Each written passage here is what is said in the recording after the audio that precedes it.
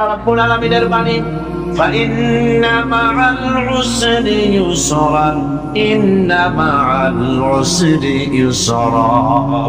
আল্লাহ পাক বলেন, জেনে রাখো, দুঃখ এবং কষ্টের সাথে রয়েছে সুযোগ আর সুবিধা, আর অসচ্ছলতার সাথে রয়েছে উদার সচ্ছলতা। জোরে কান সুবহানাল্লাহ।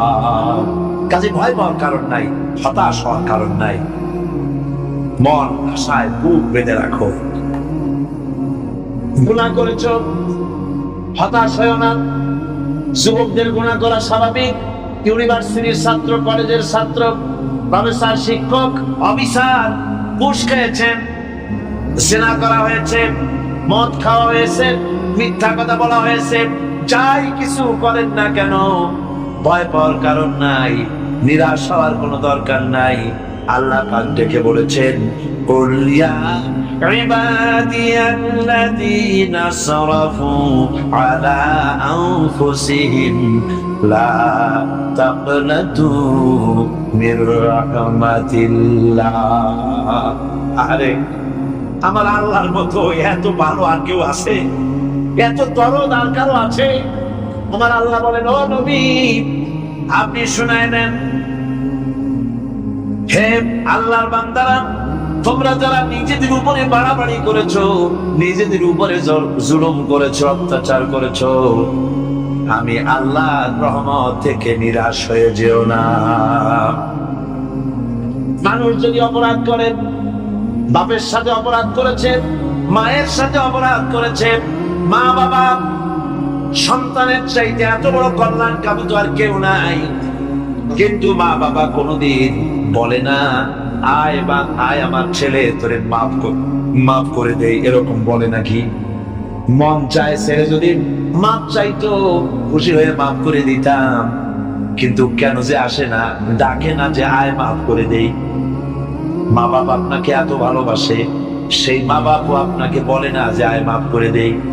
আমার আল্লাহ হচ্ছেন এমন আল্লাহ, আল্লাহ রাব্বুল আলামিন ডাকেন, এ বান্দা, খুন করেছিস ফিরে আয়, জিনা করেছিস ফিরে আয়, হত্যা করেছিস ফিরে আয়, চুরি করেছিস ফিরে আয়, কুফরি করেছিস ফিরে আয়, সুদ খেয়েছিস, ঘুষ খেয়েছিস, মদ খেয়েছিস, ফিরে আয়। এসে আমার দরবারে চোখের পানি ফেল, আমার দরবারে কাঁদাকাটি কর। ইন্নাল্লাহা ইয়াগফিরুয যুনুবা জামিআ ইন্নাহু হুয়াল গফুরুর রহিম। আমার দরবারে চোখের পানি ফেলে কাঁদ, আমি রব্বুল আলামিন জিন্দেগীর গুনাহ মাফ করে দেব। সুবহানাল্লাহ কর, সুবহানাল্লাহ কর। আমার কাছে কান, চোখের পানি দে। আল্লাহ রাব্বুল আলামিনের কাছে বান্দার দুইটা ফোঁটা বেশি প্রিয়।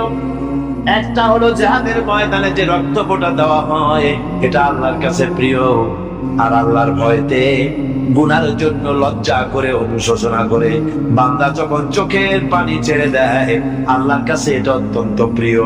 নবীজি বলেছেন, বান্দা যখন গুনাহ ভয়তে, আল্লাহর ভয়তে, জাহান্নামের ভয়তে অনুশোচনা করে যখন চোখ দিয়া পানি ছেড়ে দেয়, ওই চোখের পানি নাকের অর্ধেক আসতে না আসতে আল্লাহ রাব্বুল আলামিন বান্দারে মাফ করে দেয়। আল্লাহ বরদাস্ত করতে পারেন না যে বান্দা কাঁদবে। আমার ভাইরা, আল্লাহ রহমত, এই পৃথিবীতে আল্লাহ রহমতকে 100 ভাগ করা হয়েছে। আল্লাহ রহমতের কত ভাগ? এই 100 ভাগের 1 ভাগ সারা পৃথিবীতে ছড়াই দেওয়া হয়েছে। আর 99 ভাগ কার কাছে? আল্লাহর কাছে।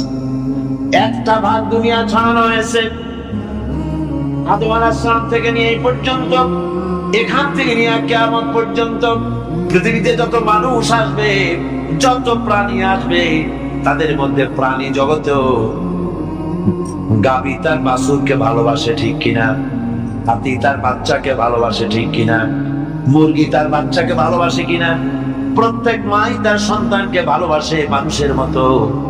এই ভালোবাসা, স্নেহ, এই মমতা, এই করুণা, এই মহব্বত একটা ভাগ দুনিয়ায় দেওয়ার পর আপনি আর আমি যতটুকু ভাগে পেয়েছি সেই মহব্বত, স্ত্রীর মহব্বতে অস্থির, মায়ের মহব্বতে অস্থির, সন্তানের মহব্বতে অস্থির। এখন চিন্তা করেন, একটা ভাগ সারা পৃথিবীতে বিতরণ করার পর যেটুক পেয়েছি তাতে যদি এত মহব্বত হয়, তাহলে এর ৯৯ ভাগ মহব্বত যে আল্লাহর কাছে জমা আছে, এই বান্দার জন্য তার কত মহব্বত, এই বান্দার জন্য কত করুণা তার, কত মহব্বত তার, কত দয়া তার। এই জন্য আল্লাহ রাব্বুল আলামিন বলেছেন, নাব্বি ইবাদি আন্নী আনাল গফুরুর রহিম। ও আমার নবী, সুসংবাদ দিয়ে দাও, বান্দাদেরকে শোনায় দাও যে আমি আল্লাহ তাআলা ক্ষমাশীল আর দয়াবান। হুজুর কাঁদতেছিলেন, হযরত ওমর রাদিয়াল্লাহু তাআলা আনহু এসে দেখেন হুজুর একা কাঁদতেছে। হুজুর জিজ্ঞেস করছেন, হযরত ওমর জিজ্ঞেস করলেন, হুজুর আপনি কাঁদছেন কেন একা একা? হযরত ওমর বলেন, আমি যখন প্রশ্ন করলাম নবীজি বললেন, আমার কাছে কিছু আগে জিবরাইল এসেছিলেন। জিবরাইল এসে আমাকে বললেন, আল্লাহ পাক বলেছেন, হে আমার নবী, ইসলামের ভিতরে থেকে যে সমস্ত মানুষগুলো ইসলামের ভিতরে থেকে চুল আর দাড়ি পাকায় দিছে, কিয়ামতের দিন এই লোকগুলারে আমি শাস্তি দিতে আমার শরম হবে। হযরত ওমর বলেন, হুজুর উম্মতের জন্য কত বড় খুশ খবর এটা, আর আপনি কাঁদতেছেন। হুজুর বলেন, ওমর তুমি জানো না আমার কান্নার কারণ ভিন্ন।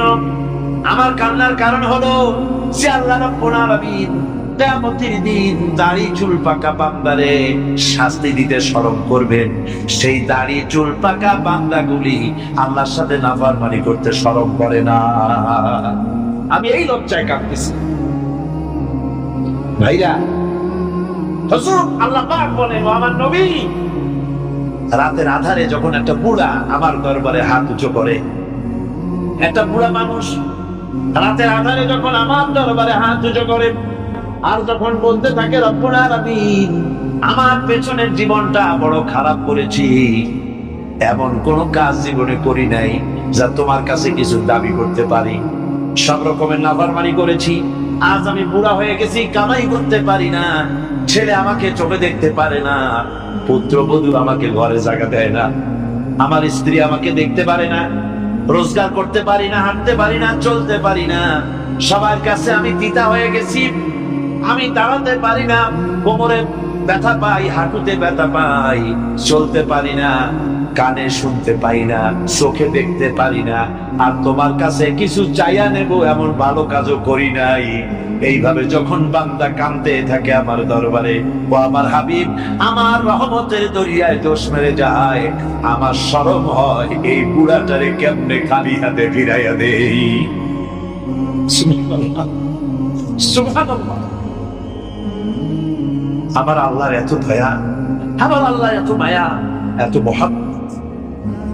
আমার আল্লাহ রাব্বুল আলামিন বলেন, وَإِذَا سَأَلَكَ عِبَادِي عَنِّي فَإِنِّي قَرِيبٌ। আমার হাবিব, আমার বান্দা আমার ব্যাপারে প্রশ্ন করে, আমি বান্দার এক নিকটে। কোরআন শরীফের ভিতরে যত জায়গায় রাসূলকে বলা হয়েছে সুয়ালের কথা, আপনাকে প্রশ্ন করা হয়, আল্লাহ তার জবাব কোন এই কথা বলে জবাব দিয়েছেন। যত জায়গায় সুয়াল এসেছে, যেমন কোরআনে কারীমের মধ্যে আল্লাহ পাক বলেন, ওয়ায়াসআলুনাকা আনিল মাহিদ, মেয়েদের হায়েজ সম্পর্কে জিজ্ঞাসা করা হয়, কুল হিয়া আযা, হে নবী আপনি বলুন। এভাবে করে কুল দিয়ে জবাব দেওয়া হচ্ছে। আবার প্রশ্ন করা হচ্ছে, ওয়ায়াসআলুনাকা আনিল আনফাল, এই গনিমতের মাল সম্পর্কে হুজুর আপনাকে, হে নবী আপনাকে প্রশ্ন করা হয়। আল্লাহ কুল দিয়ে জবাব দিলেন। আল্লাহ বলেন আপনি বলেন। ওয়ায়াসআলুনাকা আনিল খামরি ওয়াল মাইসির, আল্লাহ পাক বলেন নবী আপনারে প্রশ্ন করা হয়, কুল ফীহিমা ইসমুন কাবীর, আল্লাহ কুল দিয়া বললেন তুমি বলো। আবার বলা হলো ওয়ায়াসআলুনাকা আনিল আহিল্লা কুল হিয়া মাওয়াকিতু লিন্নাস। নবী, আপনাকে প্রশ্ন করা হয় চাঁদের ক্রমবর্ধমান এবং ক্রমহ্রাস, এই যে বাড়ে আর কমে, পূর্ণিমা হয় অমাবস্যা হয়, কেন হয়? আপনি বলুন কুল, আপনি বলেন এটা আমি অর্থ এবং সময়, বছর আর দিন গণনা করার জন্য পৃথিবীবাসীদের জন্য বিনা পয়সায় একটা ক্যালেন্ডার বানাইয়া কাছে ঝুলাই রেখেছি। এভাবে যত জায়গায় এসেছে আপনাকে প্রশ্ন করা হয়, তত জায়গায় আল্লাহ জবাব দিয়েছেন কুল, আপনি বলেন। গোটা কোরআন শরীফের ভিতরে এই একটি মাত্র জায়গা যেখানে বলা হয়েছে আপনাকে প্রশ্ন করা হয়। আল্লাহ এখানে বলতে পারতেন কুল, আপনি বলেন, আল্লাহ তোমাদের নিকটবর্তী, এভাবে জবাব হয় নাই। এটা কায়দাটা হলো এই, আল্লাহ বলতেছেন ওয়াইজা সালাকা ইবাদি, ও আমার নবী, প্রশ্ন তো আমার বান্দারা আমার ব্যাপারে করেছে, এবার আপনার জবাবের কোনো দরকার নাই। প্রশ্ন আমার ব্যাপারে, আমি নিজে জবাব দিয়ে দেই। ফাইন্নী কারীব। ও বান্দা, আমার ব্যাপারে প্রশ্ন করেছিস, জবাব আমি দেই, সবচাইতে বেশি নিকটে। সুবহানাল্লাহ, কত নিকটে? ওয়ালাহানু আকরাবু ইলাইহি মিন হাবলিল ওয়ারিদ। তোর সেই রব, এই শাহরগের চাইতেও আমি তোর বেশি কাছে। সুবহানাল্লাহ, আমারে ডাক, আমারে ডাক, কলিজা দিয়া ডাক, অন্তর দিয়ে ডাক। মনের থেকে মানুষ যদি ডাকে, মুখের ডাক আর মনের ডাক এক জিনিস নয়। दिल से जुबान निकलती है, असर रखती है, पर नहीं मगर ताकते परवाज रखती है। দিল থেকে যে কথা বেরোয় তা প্রভাব বিস্তার করে, টানা নয়, কিন্তু ওড়ার ক্ষমতা রাখে। মনের কথাই ভিন্ন। মন থেকে, দিল থেকে, ফিজা থেকে, অন্তরে গভীর কন্দর থেকে মুহাব্বতের সাথে কেউ যদি একবার বলে আল্লাহ, বলেন আল্লাহ, আল্লাহ, আল্লাহ, আল্লাহ রাব্বুল আলামিন বলেন, অন্তরের অন্তঃস্থল থেকে একটি বার যদি বান্দা বলেন আল্লাহ, আল্লাহ বলেন 70 বার সাড়া দিয়া জিজ্ঞেস করি, বান্দা কি চাও, আমি তোমার কাছে আছি। সুবহানাল্লাহ, আমি তোর একদম কাছে, কি চাস বল, বল আমার কাছে। এমন দয়াবান, এমন মেহেরবান, এমন আল্লাহ আমাদের। সে আল্লাহ রাব্বুল আলামিন যিনি বলছেন وقال ربكم ادعوني استجب لكم, তোমাদের রব বলেছেন আমারে ডাকো, আমি আল্লাহ ডাকের সাড়া দিয়া দেব। সুবহানাল্লাহ, কারে ডাকতে হবে, কারে ডাকতে হবে? এই বিশাল সমুদ্র একদিকে চিল্লায় কোন কারে ডাকতে হবে? কোন বিশ্বাসকে নয়, আল্লাহর কসম করে খাতির বাবাকে নয়, ডাকতে হবে কারে? চিল্লায় কোন কাজ? ওয়াকালা রাব্বুকুম উদউনি, তোমার রব তোমাকে বলতেছে আমারে ডাকো, আস্তাজিব লাকুম, আমারে ডাকবে আমি সাড়া দিয়ে দেব। সুবহানাল্লাহ, আল্লাহকে ডাকেন। কি চাই আপনার, বলেন কি চান? আল্লাহর কাছে চান, আল্লাহ দিয়ে দেবেন। দেওয়ার জায়গা আল্লাহর কাছে চাইবেন, আল্লাহ দিবেন। দেওয়ার জায়গা, চাওয়ার জায়গা হলো সেজদায় পড়ে যাবেন। আমার ভাইয়েরা, জায়গাটা চিনায় দিলাম। মাজারে যাওয়া লাগবে না, কবরে যাওয়া লাগবে না। 2 রাকাত নামাজ পড়ে সেজদায় পড়ে গিয়া যত বিপদ আছে, মুসিবত আছে, সেজদার মধ্যে চোখের পানি ছেড়ে দেন আর কেন্দে কেন্দে জীবনের কথা বলেন। আল্লাহ রাব্বুল আলামিন আপনার আওয়াজ শুনবেন আর দোয়া কবুল করে নিবেন। কাঁদতে হবে আল্লাহর কাছে। কার কাছে? আল্লাহর কাছে। সুম্মা ইস্তাগফিরুল্লাহ, আর এরপরে সে যদি আমি আল্লাহর কাছে ক্ষমা চাই, ইয়াজিদিল্লাহ গফুরুর রহিমা, সে আমি আল্লাহকে গফুর এবং রহিম হিসাবে পাবে। সুবহানাল্লাহ, আল্লাহকে গফুর এবং রহিম হিসাবে পাওয়া যাবে। সব আল্লাহকে বলতে হবে, গুনাহ মাফ চাইতে হবে। এই জন্য হুজুর সাল্লাল্লাহু আলাইহি ওয়াসাল্লাম দৈনিক 100 বার তওবা করতেন। কোন হাদিসে আছে 70 বার, কোন হাদিসে আছে 100 তওবা করতেন। নামাজের পরে তো প্রত্যেক নামাজই পড়তেন হুজুর, সালাম ফিরাতেন আর সাথে সাথে বলতেন আল্লাহু আকবার, আস্তাগফিরুল্লাহ, আস্তাগফিরুল্লাহ, আস্তাগফিরুল্লাহ। মনে থাকবে আপনাদের? মনে থাকবে?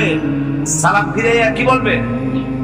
না, সালাম ফিরে সাথে সাথে বলবেন আল্লাহু আকবার, তারপরে পড়বেন আস্তাগফিরুল্লাহ, আস্তাগফিরুল্লাহ, আস্তাগফিরুল্লাহ। তওবা করবেন, আল্লাহর কাছে সবসময় গুনাহ মাফ চাইতে থাকবেন, বিনীত থাকবেন।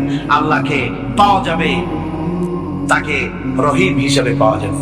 সুতরাং ঈমান বিল্লাহ, আল্লাহর প্রতি ঈমান আনলে পরে চতুর্থ নম্বরে যে উপকারটা হবে সেটা হলো হতাশায় ভুগবে না, নিরাশায় ভুগবে না, আশায় বুক বেঁধে উঠবে, ঈমান মজবুত হবে, আল্লাহর কাছে মানুষ বিনয়ী হয়ে যাবে। এবার পঞ্চম নম্বরের উপকার আমি বলছিলাম, ঈমান বিল্লাহ, আল্লাহর প্রতি ঈমান আনলে পরে অসংখ্য উপকার হয়, অসংখ্য বৈশিষ্ট্য আছে। এর 6টা উপকারের কথা আমি বলবো। কয়টা? অসংখ্য উপকারের ভিতরে প্রধান 6টি উপকারের কথা বলবো। এর বললাম কয়টা? 4টে বলছি। এবার হলো পঞ্চম উপকারের কথা। আল্লাহর প্রতি আপনি পূর্ব পশ্চিমে কতবার মুখ ঘুরালেন, এটাই কিন্তু আপনার আসল সৎকার নয়। আসল সৎকার হলো আল্লাহর প্রতি ঈমান আনা। এই ঈমানের ব্যাপারে 3টা দিন আমরা পার করে দিলাম, এখনো কথা শেষ হয় নাই। আল্লাহর প্রতি ঈমান আনলে পরে যে উপকারটা হবে পঞ্চম নম্বরে, সেটা হলো কঠোর এবং কঠিন বিপদের ভিতরে বান্দার ভিতরে অবিচলতা এবং ধৈর্যের সৃষ্টি হয়ে যাবে। আলহামদুলিল্লাহ। মুসিবত আসলে পরে সে অবিচল থাকবে। সারা দুনিয়ার বিপদ আপদ, শত্রুতা, দুঃখ, কষ্ট, মুসিবত, জুলুম, নির্যাতন সবকিছু পাহাড়ের মতো উঁচু হয়ে তাকে ঘিরে ফেলবে, কিন্তু তাকে চুলো নাড়াতে পারবে না। সারা পৃথিবী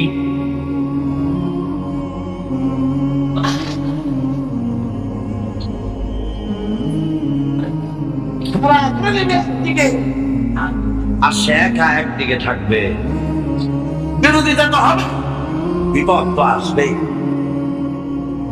কবি বলতেছেন সাথে যা কার হ্যাঁ अज़ल से ता इमरोज साथे ज़ाका रहा है अज़ल से ता इमरोज चरागे मुस्तफा भी से शरारे गुलाबीस से आवाम काल থেকে শুরু করে মুস্তাফা সাল্লাল্লাহু আলাইহি ওয়াসাল্লামের দীপ শিখার সাথে আবু জাহেল, আবু লাহাবের অগ্নিস্ফুলিঙ্গের টক্কর লেগেই আছে। রাসূলুল্লাহ আল্লাহর দেওয়া এই বিধান, এই দ্বীনের বাতিটা টিম টিম করে জ্বলছে। আর গর্কি টর্নেডো হাজার হাজার মাইল বেগে হেরিকেন এসেছে, গর্কি এসেছে, টর্নেডো এসেছে,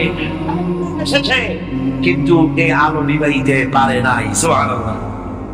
এই আলো নিভাতে পারে নাই। এ শত্রুতা চিরকালের, নিভাতে পারবে না। কারণ হচ্ছে আল্লাহ রাব্বুল আলামিন বলেছেন يريدون ليطفئوا نور الله بأفواههم والله متم نوره ولو كره الكافرون। ওরা চায় মুখের ফু দিয়ে আমার আলোকে নিভিয়ে দেবে, কিন্তু আমি আমার আলোকে পূর্ণতা দান করব। তাতে কাফের বেঈমানদের কলিজায় যত জ্বালা যন্ত্রণা হোক, আমার দ্বীন কেউ মিটাই দিতে পারবে না। সুবহানাল্লাহ। সুতরাং বিপদে অবিচলতা আসবে, সে অটল হবে, মজবুত হবে। কোরআনে কারীম বলতেছে ওয়া কাযালিকা জাআলনা লিকুল্লি নাবিয়্যিন আদুওয়াম মিনাল মুজরিমিন। এই পৃথিবীতে এমনি করে আমি সকল নবীদের শত্রু বানিয়েছি, সব পাপিষ্ঠ অপরাধীদেরকে। নবীদের সাথে বিরোধিতা করেছে কারা? পাপিষ্ঠরা, অপরাধ। আজ বুঝে দেখে আজও ইসলামী আন্দোলনের বিরোধিতা যারা করে সবগুলি কি পাপিষ্ঠ? সত্য কি রাখো? ইসলামী আন্দোলনের বিরোধিতা যারা করে হিসাব করে চোখ দিয়ে তাকায় দেখেন, খুঁজে দেখেন তাদের নামগুলি। মদখোর, জেনাকার, মিথ্যাবাদী, সবচাইতে সমাজের নিকৃষ্ট লোকগুলি ইসলামের বিরোধিতা করে।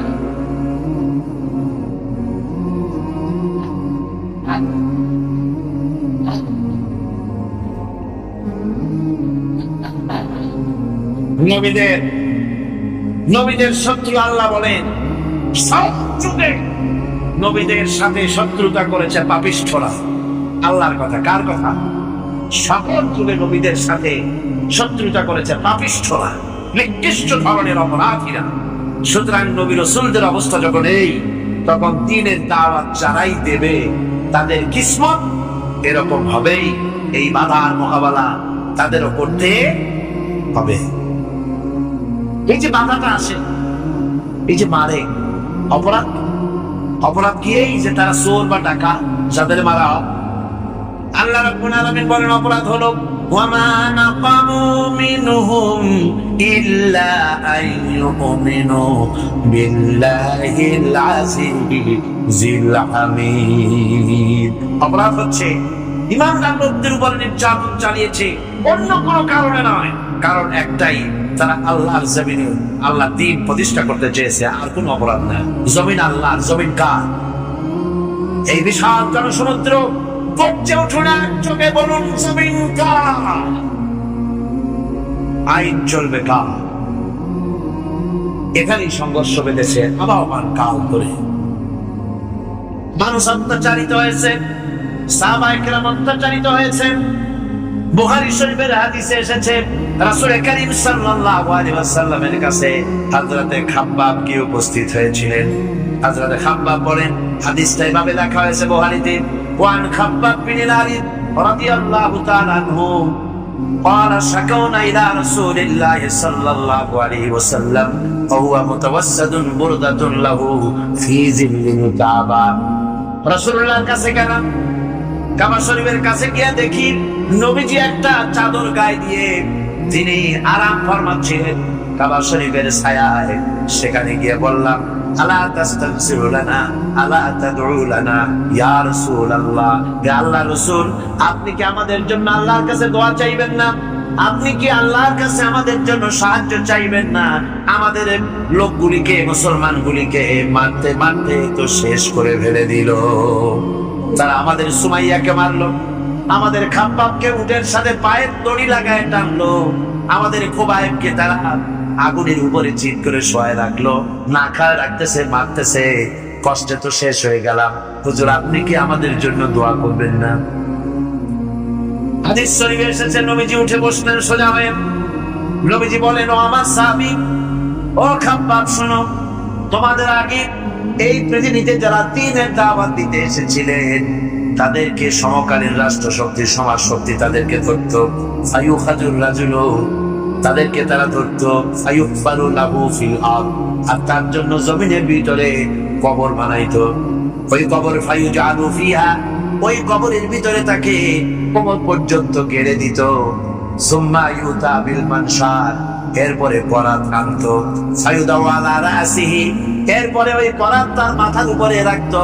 ফায়ুজালু নিসফাইন, এরপরে করাত দিয়া চিরে জীবিত মানুষটারে দ্বিখণ্ডিত করে ফেলে দিত।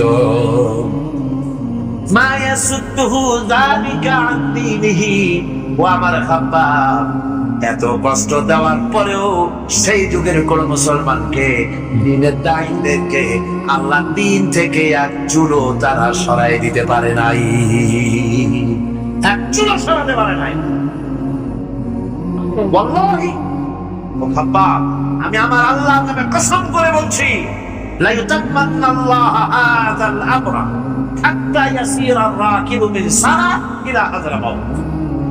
আমি কসম করে বলি আল্লাহ রাব্বুল আলামিনের এই সানা থেকে হাযরামাউত পর্যন্ত লোকেরা যাতায়াত করবে, সুন্দরী রমণীরা গমন করবে, সদাগরেরা যাতায়াত করবে, টাকা নিয়া পয়সা নিয়া যাতায়াত করবে। তাদের মনের মধ্যে নোটের ভয়, টাকার ভয়, চুরির ভয়, ডাকাতির ভয়, জেনার ভয়, হত্যার ভয়, ধর্ষণের ভয়, কোন ভয় থাকবে না। লা ইয়াখাফু ইল্লাল্লাহ, আল্লাহ ছাড়া কোনো ভয় থাকবে না। এমন একটা সমাজ, এমন একটা সময় আসবে, ওয়ালাকিন্নাকুম তাস্তাজিলুন, অথচ খুব তাড়াহুড়ো তোমরা করতেছো।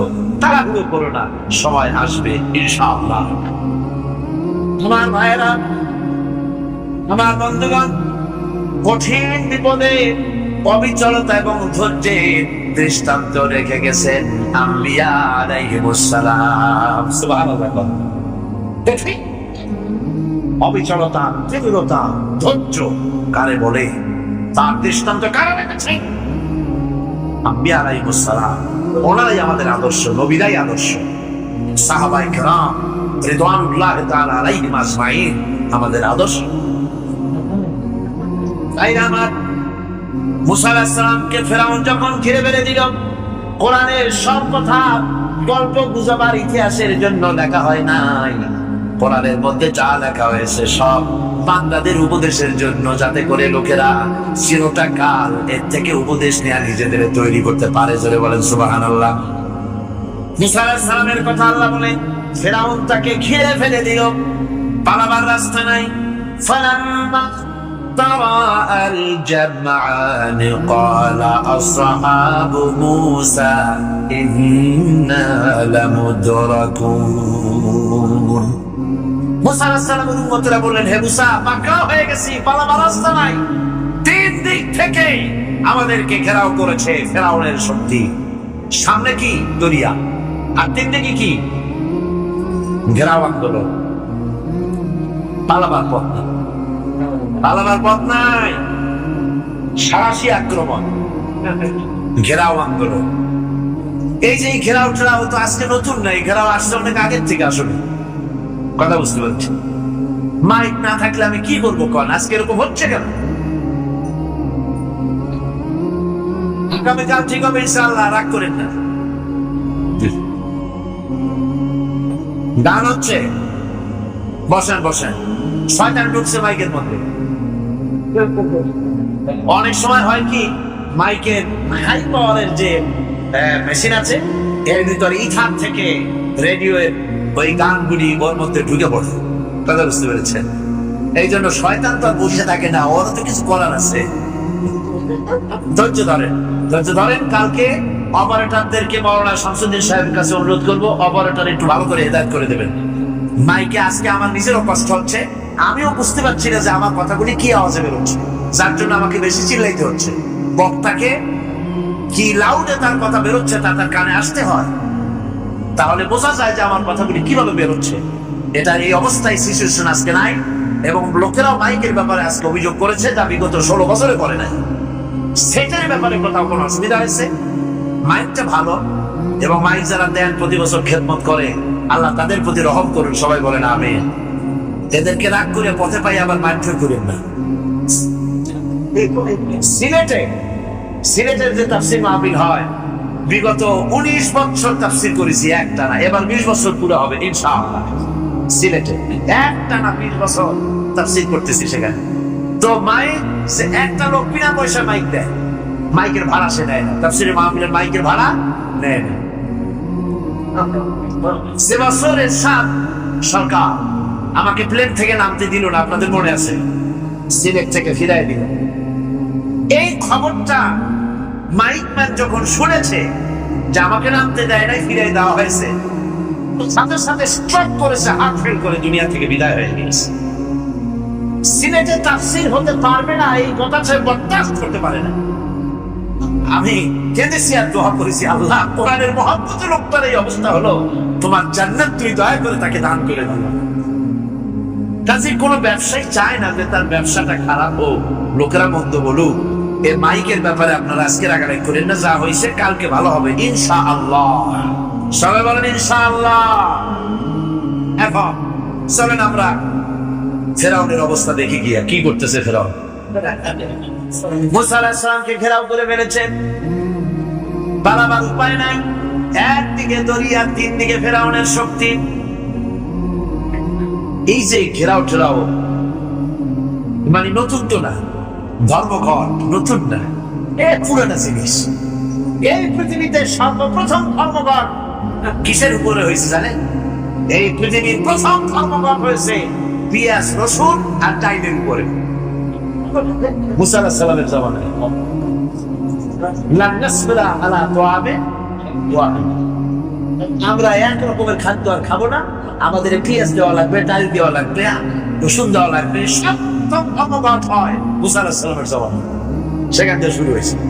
কিন্তু মশাল মিছিল যে আসলো কই থেকে এইটা আমি খুঁজে পাইনি। পরে প্রত্যেকটা জিনিসের তো ইতিহাস আছে, আমি খুঁজতে খুঁজতে পেলাম। আমি জানি না এর ইতিহাস মূলে কোথায়, কিন্তু আমি যতদূর খুঁজে পাইছি সেটা হলো মশাল মিছিলের আবিষ্কার হয়েছে লঙ্কায় রাবণের সময়। হনুমানের লেজে আগুন দিয়া তারপরে লঙ্কা কাণ্ড ঘষালো, নামই আছে লঙ্কা কাণ্ড। হনুমানের লেজে আগুন দিয়ে রাবণ যে লঙ্কায় মশাল মিছিল করেছিল হনুমানকে দিয়া, ওই হনুমানের ওই সিস্টেমটা এখনো আমাদের দেশে চালু আছে। এইটা আসলে কোন ভক্তের লোকের এই মিছিল হওয়া উচিত না। আগুন কিসের মিছিল? আগুন হলো জাহান্নামের প্রতীক। আগুন কিসের প্রতীক? জাহান্নামের প্রতীক। যদিও আমাদের উপকারে লাগে, কাজে লাগে। সুতরাং আমরা যা করব, প্রত্যেকটা জিনিসের পেছনে সুন্নতে নববীর কোনো না কিছু থাকতে হবে। কথা বুঝতে পেরেছেন?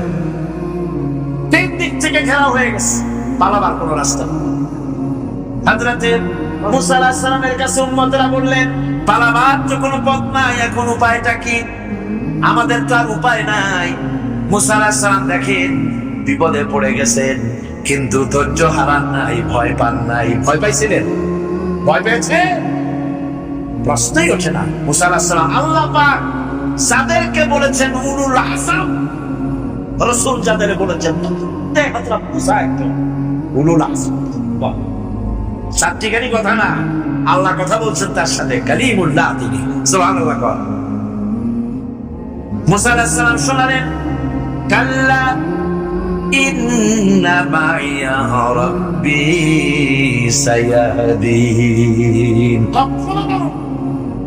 আমার উম্মতেরা ভয় পেল, আমার রব অবশ্যই আমাকে পথ দেখাবে।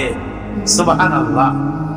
তিন দিক থেকে শত্রু, একদিকে দরিয়া, পালাবার রাস্তা, সেখানে দৃঢ়তার সাথে তিনি বলছেন,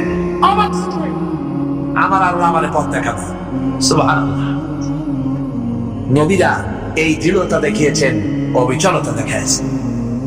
আল্লাহ পাক মুসা আলাইহিস সালাম যখন এই দৃঢ়তা দেখালেন, এই অবিচলতা দেখালেন, সঙ্গে সঙ্গে জিবরাইল এসে হাজির হয়ে গেলেন। আল্লাহ পাক বলেন, ফাআওহাইনা ইলা মুসা আন আদরিব বিআসাকাল বাহরা ফানফালাকা ফাকানা কুল্লু ফিরকিন কাত্তাউদিল আযীম। মুসা আলাইহিস সালামকে আমি ওহী নাযিল করলাম, তাকে বললাম হাতে যে লাঠি আছে, এই লাঠি দিয়ে আঘাত করো দরিয়ার উপরে। দরিয়ার উপরে আঘাত করলেন, একটা রাস্তা হয় নাই, কতটা রাস্তা তৈরি হয়ে গেল। আর দেওয়াল গুলা পাহাড়ের মতো উঁচা হয়ে গেল। দরিয়ার ভিতরে পাহাড়ের মতো উঁচা, মজবুত 12টা রাস্তা। এবার মুসা আলাইহিস সালাম তার দলবল নিয়ে চললেন। আল্লাহ রাব্বুল আলামিন বলেন, ওয়া আনজাইনা মুসা ওয়া মান মাআহু আজমাইন। মুসা এবং তার সাথী সঙ্গীদেরকে আমি পার করে দিলাম। মুসা আলাইহিস সালাম এবং তার সাথী সঙ্গী নিয়ে যখন দরিয়ার মাঝখানে আসছে, ফেরাউন তার দলবল নিয়ে এসে গেছে। আসে দেখে নদীর মধ্যে রাস্তা। বাবা, গুপ্ত কায়দা। ও মনে করছে বাজারের তৈরি করা ডিস্ট্রিক্ট বোর্ডের রাস্তা।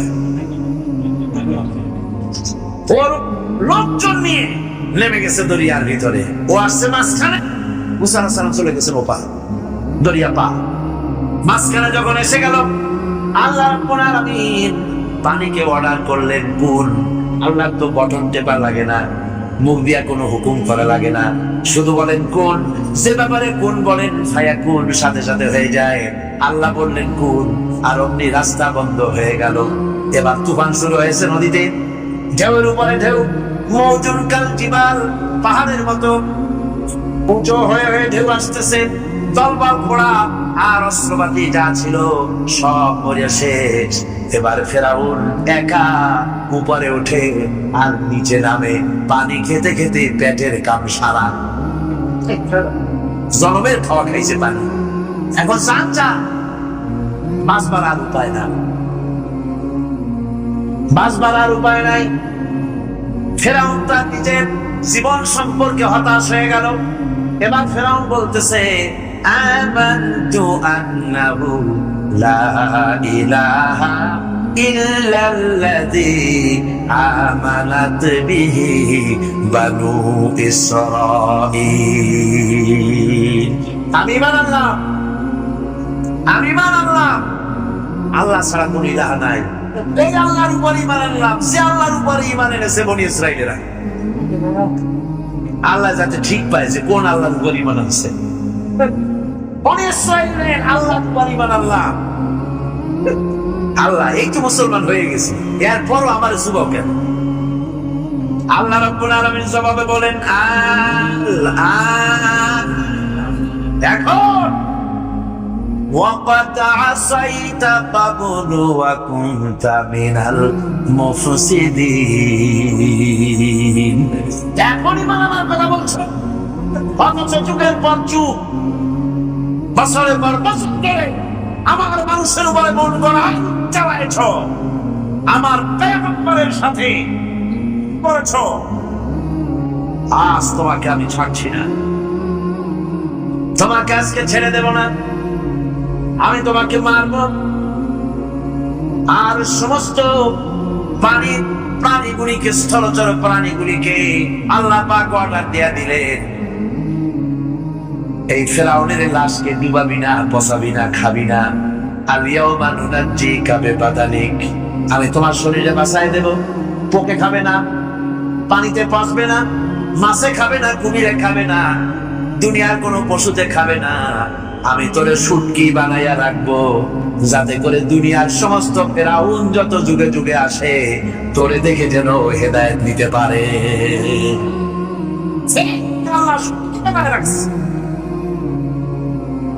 আমি ফেরাউনদের লাশ দেখেছি ব্রিটিশ মিউজিয়ামে। ফেরাউন তো একটা না, অনেকগুলা। আসল তারে অবশ্য দেখিনি। ব্রিটিশ মিউজিয়ামে ওই ফেরাউনগুলার লাশ যখন অসুবিধা হয়, মমিগুলি, তখন ইংল্যান্ডে নিয়ে যায় চিকিৎসা করাবার জন্য। চোখ আছে গর্তের ভিতরে, তারপরে চামড়া টামড়া হাড়ের সাথে মিশানো, ওইভাবে চেহারা দেখলে মনে হয় যে সত্যি ফেরাউনিগুলি। আর ব্রিটিশের কাম মিশর থেকে নাম সে এমন কোন জিনিস নাই। আমি সেখানে এক বক্তৃতা বলছিলাম, আপনারা এদের এখন সভ্য, এদের এখন ভদ্র, এরা হলো ইন্টারন্যাশনাল শো। সারা দুনিয়া চুরি করেছে। লন্ডনে বক্তৃতা করেছি, সারাটা দুনিয়া চুরি করছে, আমাদের দেশকে শোষণ করেছে। এই বিশাল ভূভাগকে শোষণ করে ইংল্যান্ডের দ্বীপটাকে তারা সাজাইছে। তারা ময়ূর সিংহাসনের, শাহজাহানের ময়ূর সিংহাসনের ময়ূরের বাম চোখে কোহিনূর মণি লাগাইছিলেন। শাহজাহান ময়ূরের ডান চোখে কোহিনূর মণি লাগায় নাই। কোহিনূর মণির অনেক দাম, আমি দেখে এসেছি মণি। এখন সেটা কুইন এলিজাবেথের মুকুটের শোভা পাচ্ছে। সেই মণি এমনি বলে প্রবাদে, 7 রাজার ধন এক মানিক্য, বলেন এরকম অনেক। শাহজাহান দেখালেন, আমি মুসলমান, আমার কাছে এটার দাম নাই, এই জন্য ময়ূরের ডান চোখে লাগালাম না, বাম চোখে লাগাই দিলাম। এইটাতে চুরি করছে। তারপরে মিশর থেকে, মিশরের মমি চুরি করেছে, জুতা চুরি করছে, ছাতি চুরি করছে, পিসা চুরি করেছে। আমি বললাম, এগুলা কি ভদ্রলোক নাকি? এরা জুতা চোর, পিসা চোর, লাঠি চোর, সব চুরি করছে। যাই দেখেন ব্রিটিশ মিউজিয়ামের মধ্যে সব দুনিয়া চুরি করা জিনিস নিয়ে তারা মানুষকে দেখাইয়া পয়সা উপার্জন করছে। টিপু সুলতানের তরবারিটা পর্যন্ত চুরি করেছে। আজ পর্যন্ত ব্রিটিশ মিউজিয়ামে টিপু সুলতানের তরবারিটা আছে, আমি তরবারিটা দেখে এসেছি।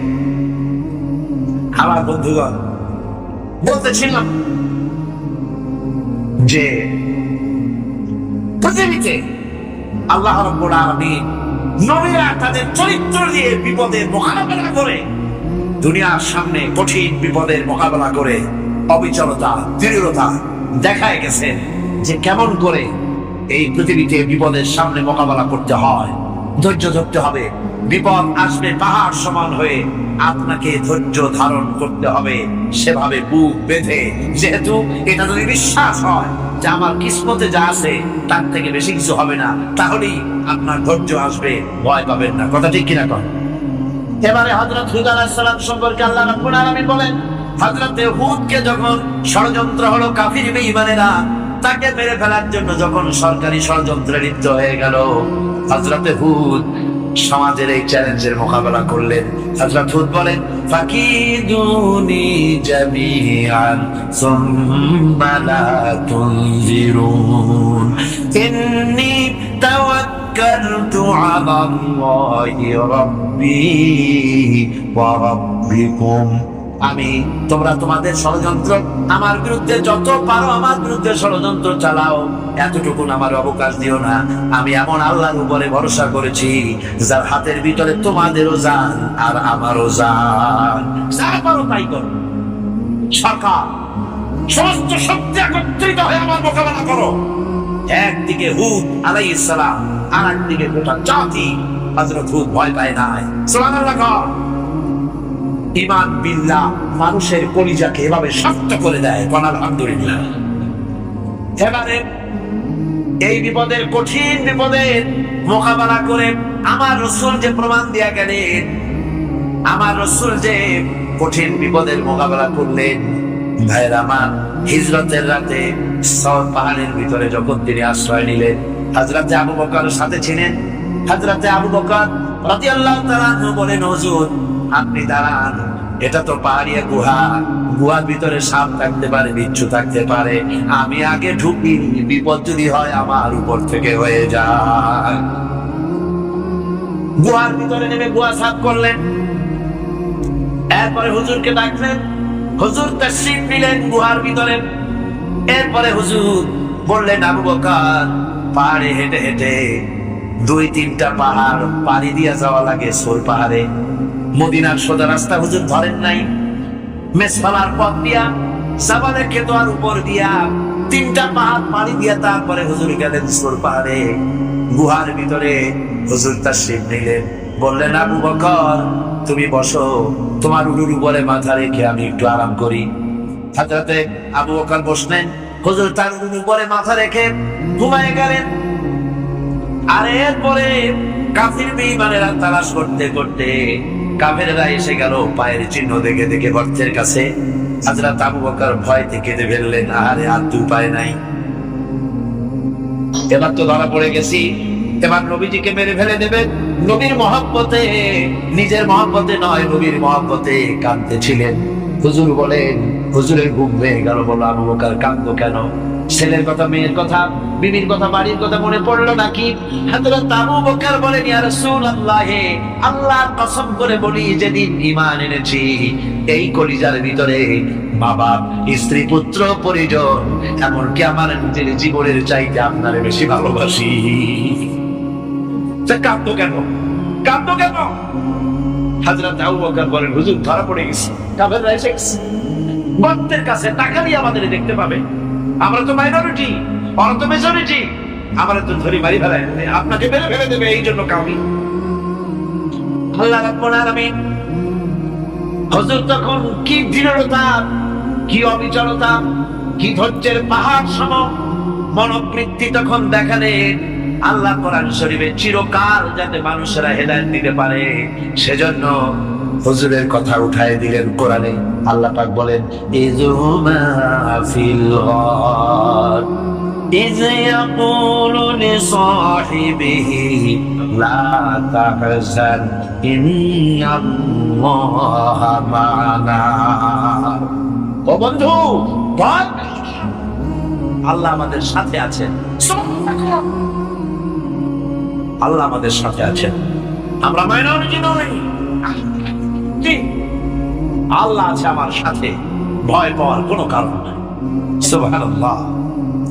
আল্লাহ পাক বলেন, فأنزل الله سكينته عليه وأيده بجنود لم تروها।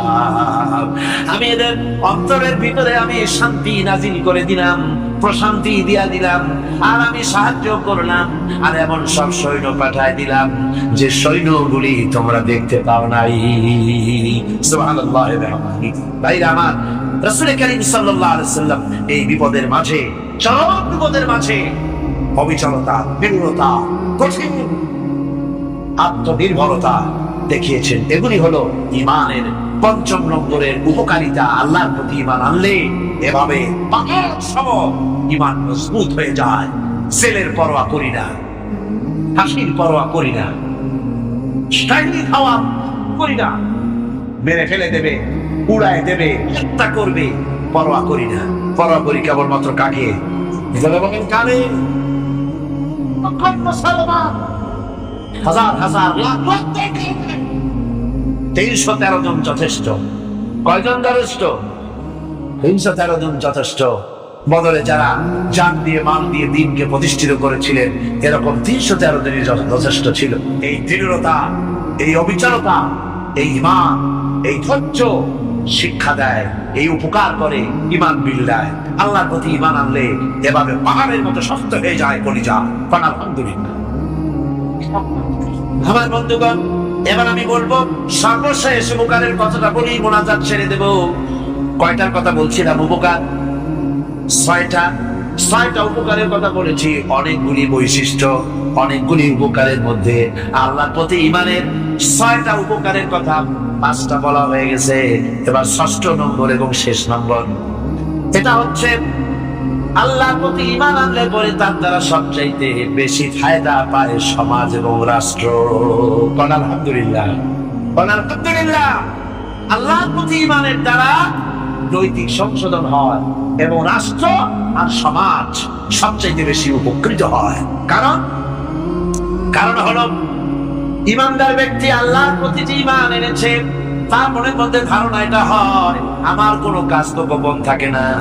ইন্নাল্লাহা লা ইয়াখফা আলাইহি শাইউন ফিল আরদি ওয়ালা ফিস সামা। আল্লাহর কাছে গোপন বলতে কিছু নাই, আকাশেও নাই, জমিনেও নাই, কোনো কিছু গোপন নাই। সুতরাং আমি যা করি সব আল্লাহ দেখেন এবং শোনেন। এমনকি মানুষ যে কল্পনা করে, সে কল্পনাও আল্লাহ টের পায় না, নাকি? টের পায় কিনা? وَإِن تُبْدُوا مِنْ أَنفُسِكُمْ أَوْ تُخْفُوهُ يُحَاسِبْكُم بِهِ اللَّهُ। মনের ভিতরে যে কল্পনা করো, আল্লাহ পাক বলেন এই কল্পনারও হিসাব আমি রব্বুল আলামিন তোমার কাছ থেকে নেব। ফায়ুআযযিবু মান ইয়াশাউ, যারে খুশি শাস্তি দেব, আর যারে খুশি আমি মাফ করে দেব। জোরে বলেন সুবহানাল্লাহ। ফায়াগফিরু লিমান ইয়াশা ওয়া ইউআযযিবু মান ইয়াশা, যারে খুশি মাফ করবে, যারে খুশি শাস্তি দেব। কল্পনারও হিসাব। এই কথা মুমিনের যদি জানা থাকে, তাহলে আর তার কোনো চিন্তা থাকে না, তার নৈতিক চরিত্র ভালো হয়ে যায়। কোন সুবহানাল্লাহ। আমার বন্ধুগণ, ঈমানদার লোক, আল্লাহর প্রতি ঈমান আসলে পরে সমাজ উপকৃত হয়, রাষ্ট্র উপকৃত হয়ে যায়। যেহেতু বান্দা জানে আমি দায়িত্বহীন কোনো কথা বলতে পারবো না, দায়িত্বহীন কোনো কাজ করতে পারবো না। আল্লাহ পাক বলেছেন, মা ইয়ালফিযু মিন কাউলিন ইল্লা লাদাইহি রাকীবুন আতীদ। বান্দা এমন কোনো কথা বলে না যে কথা আমার ফেরেশতারা রেকর্ড করে না রাখে। কাজী মুমিন ব্যক্তি আল্লাহর ভক্তে দায়িত্বহীন কথা বলবে না। নির্বাচন আসতে পরে রাস্তা সোনা দিয়ে বান্দায় দেবো, এই করব সেই করব, না খাইয়া কেউ মরবেন না। আসে না নির্বাচনের সময় সারাগালি বদনারা মঞ্চে দাঁড়িয়ে কত বড় বক্তৃতা করে, ভাইয়ের আমার, বোনের আমার, এবার আমার বোতল মার্কা বাক্স, আপনারা আমাকে ভোট দিয়ে দেশ এবং জাতির আরেকবার 12:30 বাজাইবার সুযোগ দিন। এবার ক্ষমতায় গেলে কেউ না খাইয়া মরবেন না, কিন্তু কি খাইয়া মরবে তাও বলেন। এর মানে প্রতি অর্থ হচ্ছে এই, ওরা যদি ক্ষমতায় যেতে পারে তাহলে বিষ খাইয়া হোক, গুলি খাইয়ে হোক কিছু না কিছু খেয়ে মরতে হবে। একেবারে খালি পেটে মরলে গ্যাস্ট্রিক হওয়ার সম্ভাবনা আছে। ঈমান বিল্লাহ যদি না থাকে, আল্লাহর ভয় যদি না থাকে, তাহলে দায়িত্বহীন কথা বলে। আর আল্লাহর ভয় যদি থাকে, তাহলে নৈতিকতার সংশোধন হয়ে যায়। দায়িত্বপূর্ণ কথা বলে মানুষকে ফাঁকি দেয় না। তোমার বন্ধুগণ, আল্লাহ রাব্বুল আলামিন তার বান্দা যারা আল্লাহকে ভয় করে, সেই ভয় করা বান্দাগুলির মনের মধ্যে এই চিন্তা এসে যায়, আমি যেখানে থাকি না কেন আল্লাহ আমাকে দেখতেছেন, শুনতেছেন। রাতে হোক দিনে হোক যেখানে আছি আল্লাহ আমারে দেখতেছেন। আল্লাহ পাক বলতেছেন, ওয়া হুয়া মাআহুম ইজ ইউবাইয়িতুনা মা লা ইয়ারদা মিনাল কওলি ওয়া কানা আল্লাহু বিমা ইয়ামালুনা মুহীতা। আল্লাহ পাক বলেন, আমি তো আমার বান্দার নিকটে তখনও থাকি যখন সে গোপনে গোপনে রাতের বেলায় আমার মর্জির খেলাফ পরামর্শ করে। আমার মর্জির খেলাফ পরামর্শ করতেছে রাত্রে, আমি তো তখনও কাছে থাকি, ওটা আমি শুনি। ঈমান যদি আসে তাহলে এই সব কাজ থেকে সে বিরত থাকে। সে যদি কম হয় সেখানেও আল্লাহ, বেশিও যদি হয় সেখানেও আল্লাহ। এমন কোন জায়গা আছে নাকি চিটাগংয়ে সেখানে আপনি একটা আকাম করবেন আর আল্লাহ টের পাবে না? আছে নাকি? আচ্ছা, চট্টগ্রামে না থাকুক, বাংলাদেশের কোন জায়গা আছে নাকি? পার্বত্য চট্টগ্রামে যত পাহাড় আছে, উঁচু নিচে জায়গা আছে, ওই জায়গায় বোধহয় আছে নাকি? সারা পৃথিবীতে আছে কোথাও আল্লাহকে ফাঁকি দেওয়ার জায়গা? কোথাও? সব স্পষ্ট। আল্লাহ কি ঘুমায় নাকি? ঘুমায়? তার কাছে দিনও যায়, রাতও যায়। সমানে তিনি দেখতে পান, শুনতে পান, সবকিছু দেখতে পান, সবকিছু শুনতে পান। তাকে ফাঁকি দেওয়ার কোনো উপায় নেই। এই জন্য ৬০ নম্বরের উপকার যেটা হয় সেটা হলো সমাজ উপকৃত হয় ওই মানুষ দিয়ে যার মধ্যে ঈমান আছে। হযরত ওমর রাদিয়াল্লাহু তাআলা আনহু রাতের আধারে শেষ রাত্রে ঘুরতেছিলেন, দেখেন এক বাড়িতে কথা হচ্ছে, কথাবার্তার আওয়াজ পাওয়া যায়। মনে করলেন কোন অসুখ বিসুখ নাকি। পরে গিয়ে কান পাচ্ছেন দেওয়ালের সাথে, শুনতে পাচ্ছেন ভিতরে বুড়ি মা তার মেয়েকে বলছে, এই মেয়ে উঠের দুধ দোয়াই নিয়ে আসছি, এর মধ্যে পানি মিশা, তারপরে সকালে বাজারে নিয়ে যান। মেয়ে বলছে, মা এই কামটা আমি পারবো না। কেন পারবি না? হযরত ওমর ফরমান জারি করেছেন, দুধে পানি মিশাতে নিষেধ করেছে, কাজে এই কাজটা আমি পারবো না। আরে বেটি, আমিরুল মুমিনিন দেখ এখন কোথায় যায়, ঘুমায় আছে। সে কি দেখতেছে নাকি যে পানি মিশাই নাকি মিশাই? মেয়ে বলতেছে, মা আমিরুল মুমিনিনকে ফাঁকি দেওয়া যেতে পারে, তার পুলিশ বাহিনীকে ফাঁকি দেওয়া যেতে পারে, কিন্তু আল্লাহ রাব্বুল আলামিনের চোখকে ফাঁকি দেওয়া যাবে না। হযরত ওমর এই কথা শুনে বাড়ি চলে গেলেন আর নিজের ছেলেকে ডেকে বললেন, ছেলে আমার, অমুক জায়গায় একটা বাড়ি আছে, সেখানে একটা যুবতী মেয়ে আছে, ওই মেয়েটার বিয়ে হয়েছে কিনা শোনো, যদি বিবাহ না হয়ে থাকে তুমি তোমার নিজের বিয়ের প্রস্তাব দাও। এই মেয়েটা সুন্দরী কেমন, স্বাস্থ্য কেমন কিছুই দেখলেন না, দেখলেন তাকওয়া। কি দেখলেন? তো আল্লাহ ভয় যখন একটা জাতির মধ্যে আসে, পুলিশের কাজ করে যায়।